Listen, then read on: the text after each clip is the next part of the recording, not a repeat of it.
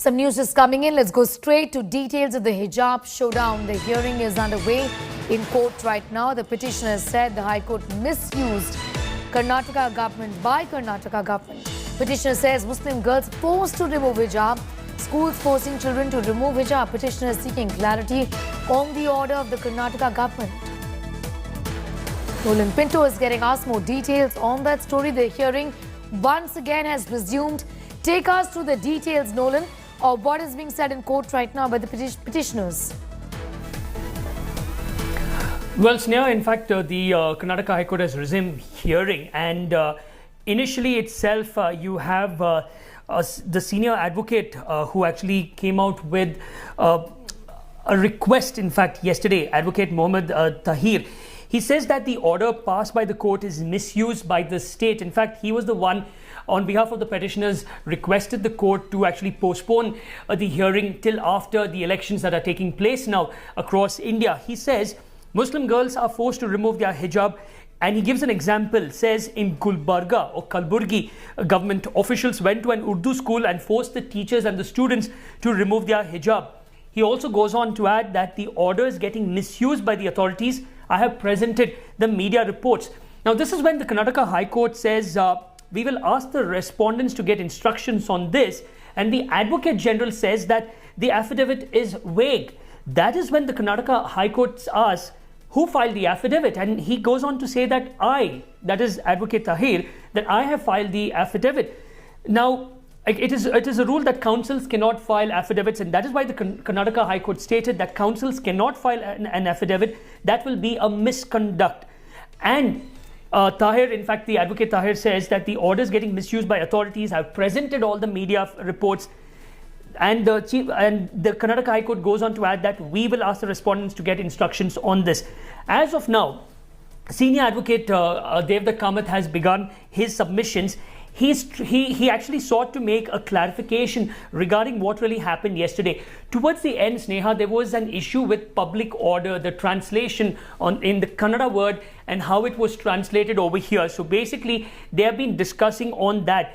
Kamath proceeds to state that the word Sarvajanika Suvyavaste does not mean public order. He says the official Kannada translation of the constitution uses this word, Sarvajanika Suvyavaste, for public order. And he says, I'm surprised the state made this argument. Now, the Karnataka High Court then goes on to ask him, saying that the words in the government order cannot be read like words in a statute. So this argument goes on. Finally, he says that the word, in fact, he clarifies that the state has used the word in the constitution.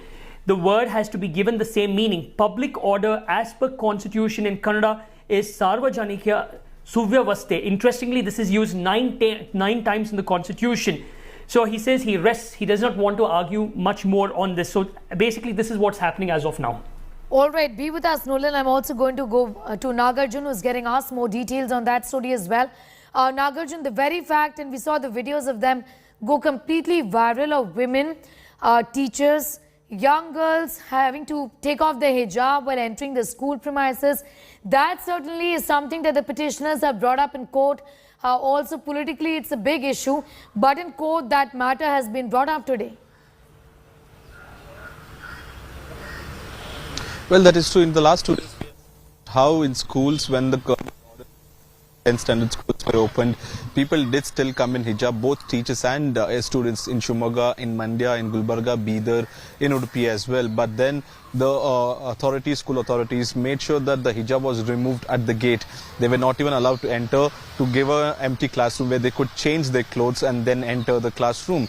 But then because of a lot of media attention to, the school authorities woke up and they said, you have to remove it at the gate itself. So we saw a lot of visuals coming on where people were removing the hijab at the entrance of the school along. And that's what was brought to the notice of the bench today, that at least let them enter and change inside. And it's very humiliating to remove clothes or hijab in front of the gate in public, is what the argument was also. We'll have to wait and see if the government also said that it was brought to the notice of the Chief Minister. They said that they might give out SOP, likely that there might be a classroom for changing, empty classroom for changing, or some other mechanism might be put up, not making sure that the women and the students remove their hijab or the burqa that they are wearing at the gate itself. So the government also is contemplating with the Education Minister or Chief Minister in a team huddle right now that they might come up with an SOP by the end of the day to make sure that there is some protocol followed. That today, in fact, many Congress MLAs also went and met the Chief Minister regarding the same, that don't let our women change clothes or remove clothes at the gate. Don't let them ask to remove hijab at the gate. It's quite humiliating for a human. Forget anyone, it's a Muslim or Hindu. It's humiliating with cameras looking at them and public looking at them, and the teachers and the school authorities forcing the students, saying you remove hijab at the gate and only then you can enter the classroom. And that's the word they put into the Chief Minister. Chief Minister also said that he's considering the SOPs. Maybe tomorrow or today there might be a clear-cut SOP from the government as well about the whole changing of clothes or removing of hijab before they enter the classroom. Nabila is also getting asked more details on that story. Nabila, I just want to take off from what Nagarjun in fact was telling us, and that was, rather ugly. And this is played out in court as well. What we saw yesterday, just not a matter of politics, but about basic human right and basic human respect. Young girls having to take off their hijab.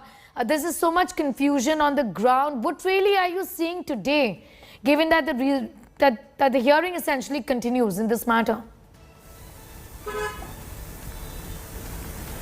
Right, in Udupi where I'm at, Sneha, we're looking at most of the colleges and schools complying with the interim order, where it says that those schools and colleges which have preset guidelines must not be disturbed. Basically, if you want to enter a school or college that already says uniformity is mandatory, which means no hijab, then don't force those institutions to allow you in until the court verdict